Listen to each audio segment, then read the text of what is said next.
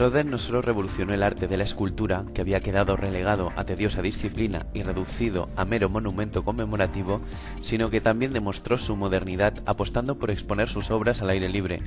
Precisamente, más de un siglo después, algunas de las obras más afamadas de Auguste Rodin se erigen sobre la vía pública de Valencia en una iniciativa conjunta de la obra social La Caixa y el ayuntamiento de esta ciutat. Precisament, més d'un segle després, algunes de les obres més famoses d'Auguste Rodin,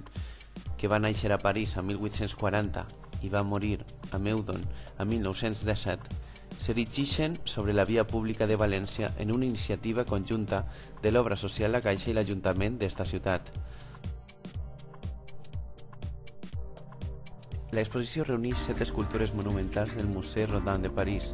el pensador, que el mestre va concebre en un inici per a formar part del grup escultòric La Porta de l'Infern, però que va acabar cobrant vida autònoma,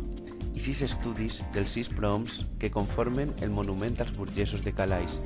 L'exposició forma part del programa Art al carrer, una iniciativa pionera de l'obra social La Caixa, l'objectiu de la qual és treure l'art de les sales d'exposicions, tornar-lo a l'espai públic i provocar un diàleg amb l'arquitectura. Mai millor dit en el cas de Rodin, el qual va concebre les seues escultures per a ser exposades a l'aire lliure.